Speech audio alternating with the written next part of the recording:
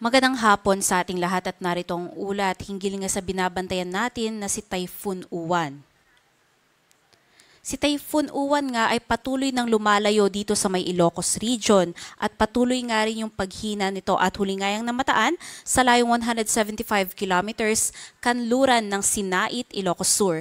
May taglay na lakas ng hangin na maabot ng 120 kilometers per hour malapit sa sentro at mga pagbugso pa ng hangin na maabot hanggang 150 kilometers per hour. At sa nakikita nga natin, nagdudulot pa rin ito ng malalakas na mga pagulan, lalong-lalo na nga dito sa may Benguet, maging mga malalakas na pagbugso pa ng mga hangin sa malaking bahagi ng Luzon, pababayan hanggang dito sa Mindanao. At base nga sa magiging latest forecast track ng Pag-asa, inaasahan nga natin na patuloy itong kikilos pahilagang kanluran at maaari na nga makalabas ng ating Philippine Area of Responsibility mamayang gabi o bukas na madaling araw. Pagsapit nga kinabukasan, nakikitaan na natin ng paghilaga ng pagkilos dito sa may West Philippine Sea at pagsapit pa ng Miyerkules, makikitaan na nga natin ng pagkurba nito pabalik sa loob ng ating Philippine Area of Responsibility. Miyerkules nga yan ng gabi ay dadaan na yan dito sa may parte ng Taiwan na kung saan patuloy pa itong hihina dahil nga sa interaksyon nito sa landmass ng Taiwan. At inaasahan nga natin na bago pa ito makalabas ng ating Philippine Area of Responsibility ay malulusaw na nga ito at magiging isa na lamang low pressure area. Kung titingnan din natin yung sakop ng mga malalakas na hangin nito ay malaki pa rin to at almost umaabot pa rin yan ng 800 kilometers. Kaya naman malakas pa rin nga yung mga pagbugso ng hangin sa malaking bahagi nga ng Luzon.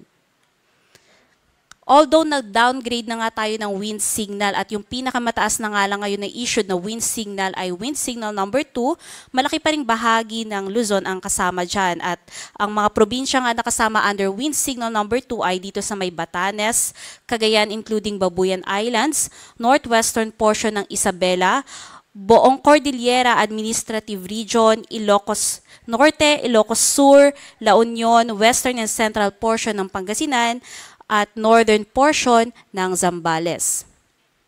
Signal number 1 naman ang nakataas sa iba pang bahagi ng Cagayan Valley Region, ibang bahagi pa ng Central Luzon, kasama din dyan ang Metro Manila, buong Calabarzon, at kasama din dito sa wind signal number 1 ang Occidental Mindoro including Lubang Islands, Oriental Mindoro, Marinduque, Calamian Island, Camarines Norte, northwestern portion ng Camarines Sur.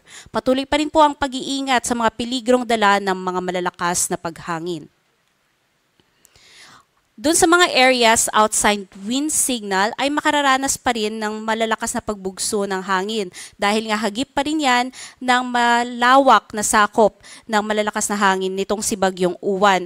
At ngayong araw nga, dito sa may Palawan, pababa, Visayas, hanggang sa malaking bahagi ng Mindanao, asahan pa rin natin ang peligrong dala ng malalakas na hangin. Pagsapit kinabukasan, kung saan patuloy na itong lumalayo dito sa may parte ng Ilocos Region, buong Luzon or mostly ng buong areas ng Luzon ang makararanas na nga lamang ng mga malalakas na paghangin. At pagsapit nga ng Miyerkules, kung saan muli itong posibleng pumasok sa loob ng ating Philippine Area of Responsibility, makararanas uli ng mga malalakas na paghangin, particularly dito sa Batanes, Babuyan Island, Ilocos Norte at Ilocos Sur.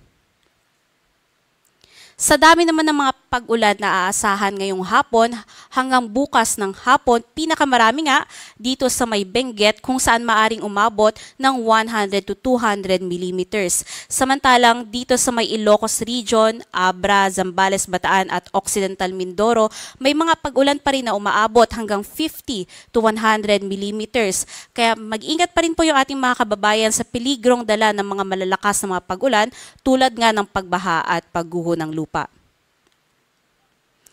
In terms naman ng storm surge, kung makikita nga natin ay bumaba na rin yung mga expected na possible storm surge sa malaking bahagi nga ng Luzon. At pinakamataas na nga lamang yan dito sa may coastline ng Ilocos Region hanggang dito sa may northern parts ng Zambales, kung saan nga nakikitaan natin na posibleng umabot yan ng 2 to 3 meters. Samantala, sa iba pang coastline ng Cagayan Valley hanggang dito sa may Aurora, maging dito sa may western coastline ng Central Luzon pababa hanggang dito sa northern parts ng Palawan, asahan ng posibleng storm surge na maaabot ng 1 hanggang 2 metros. Kaya yung mga kababayan po natin na naka-evacuate na ay huwag po munang makampante at bumalik sa kanya-kanyang mga lugar dahil hindi pa po natin nililift yung storm surge warning dito sa mga areas na nabanggit po natin.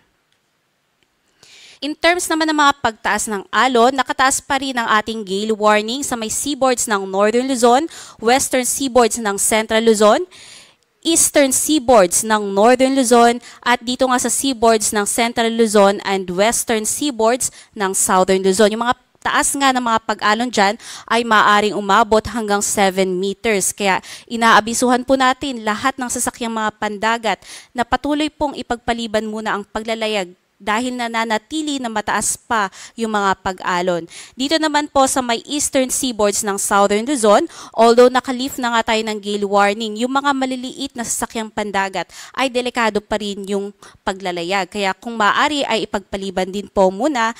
And yung mga sasakyang pandagat naman ng mga malalaki at kaya itong ganitong kataas na alon ay mag-ingat po pag naglayag na po tayo. And dito nga sa may karagatan, dito sa may Palawan at Visayas, makararanas ng mga moderate to rough seas na umaabot hanggang 4 meters. Samantala sa buong karagatan nga ng Mindanao ay makararanas lamang ng banayad hanggang sa katamtaman ng mga pag-alon.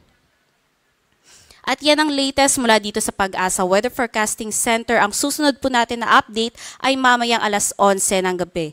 Ito po si Charmaine Varilla, nag-uulat.